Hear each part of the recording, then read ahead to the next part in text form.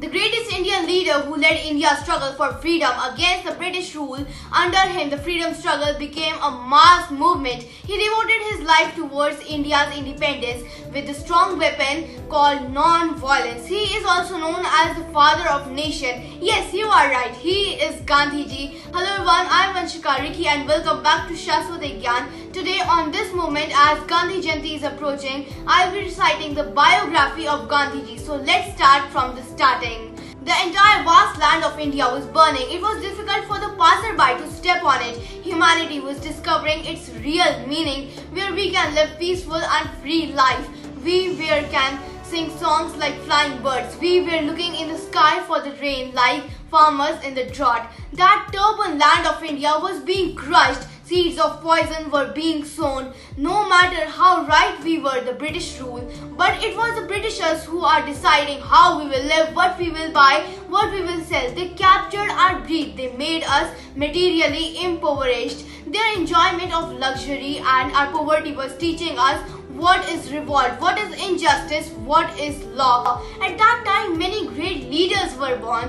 One of the great among them was Mohandas Karamchand Gandhi. Gandhiji was born in western Gujarat, coastal city of Porbandar in western India. Father Karamchand Gandhi and mother Putli Bai had the fortune of many births as Gandhiji. Young Gandhi was shy, unremarkable student. Although Gandhiji was interested in becoming a doctor, his father hoped he would also become a government minister and steered him to enter the legal profession.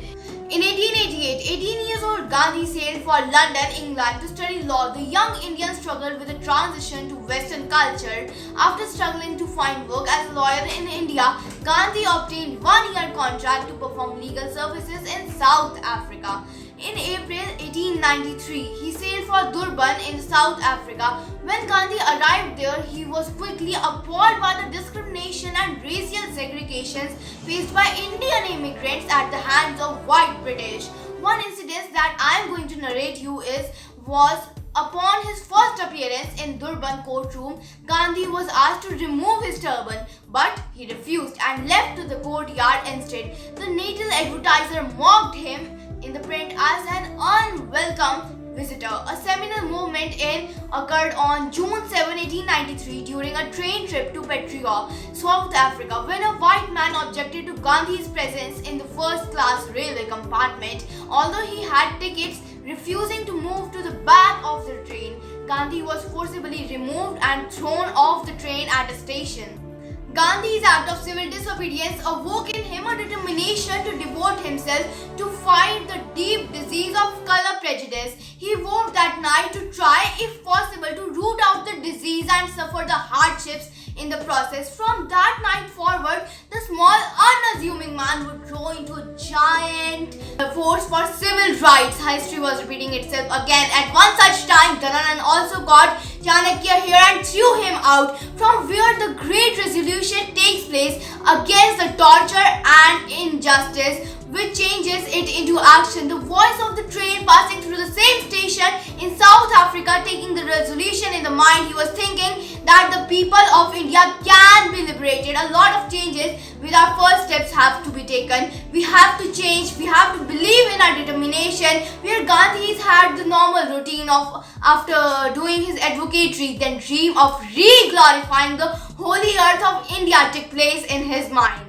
Now moving forward, Gandhiji decided and said, our war will start with the liberation of Indians settled in South Africa. He said, Indians' head will not bow down in front of you, Britishers. The British can remove my mortal body, but do not end up the voice of my co-incense. Gandhiji's first movement, which was against the freedom of the person, started by the strike of Indian labourers, get them freedom in South Africa. Gandhiji formed the Natal Indian Congress in 1894 to fight discrimination. Gandhiji prepared to return to India at the end of that year, but the fellow immigrants convinced Gandhiji to stay and lead the fight against the legislation. Although Gandhiji could not prevent the law's passage, he drew international attention to the injustice. After a brief trip to India late 1896 and early 1897, Gandhiji returned to South Africa with his wife and children. Now thousands of men and women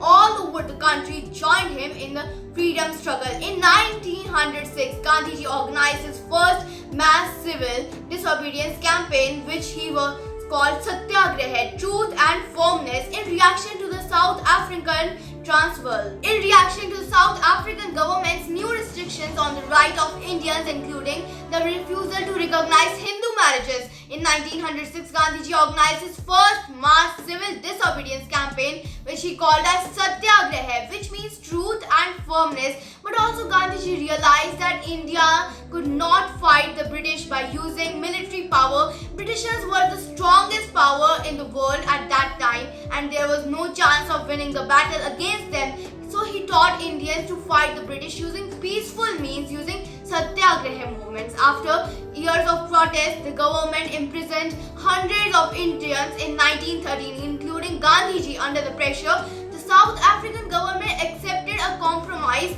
negotiated by Gandhiji. When Gandhiji sailed from South Africa in 1914 to return home, in 1915, Gandhiji founded an ashram in Ahmedabad, India, that was open to all castes. Wearing a simple lion cloth and shawl, Gandhiji lived an austere life devoted to prayers, fasting and meditation. He became known as Mahatma now, which means great soul. His first job was to seek every Indian, and he started the revolution. Violence broke out everywhere, which culminated on April 13, 1990 in the massacre of Amritsar. Troops led by British Brigadier General Dyer fired machine guns into the crowd of an unarmed demonstrators and killed many people. No longer able to pledge alliances to the British government, Gandhiji returned the medals he earned from his military services in South Africa and opposed the Britain's mandatory military draft of India to serve in World War I. Gandhiji became a leading figure in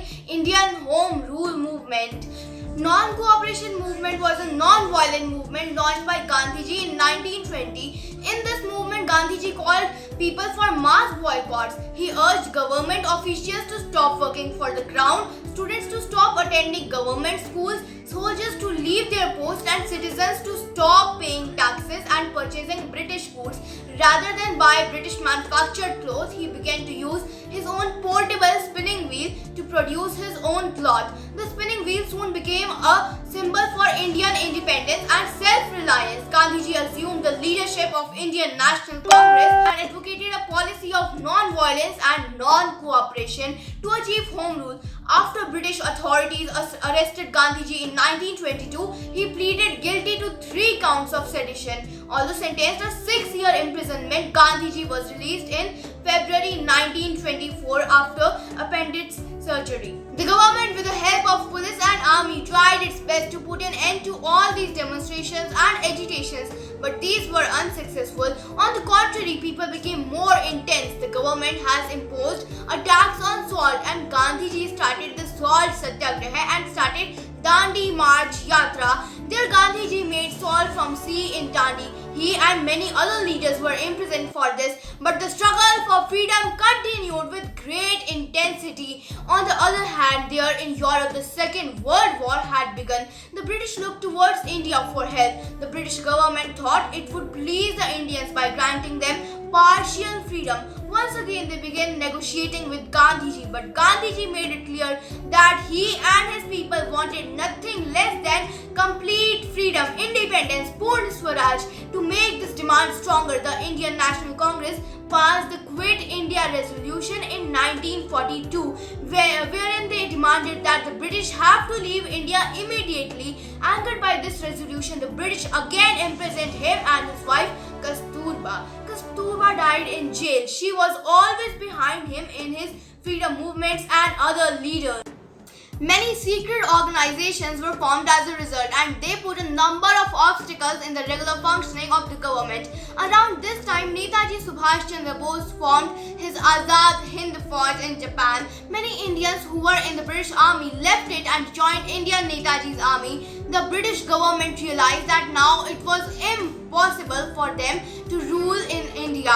They released Gandhiji and other leaders from the prison, and once again they began negotiations with him. Finally, on 15th August 1947, India attained freedom, and for the first time the Indian tricolor national flag fluttered on on the Red Fort in Delhi. However, in its fight for freedom, India had to pay a heavy price.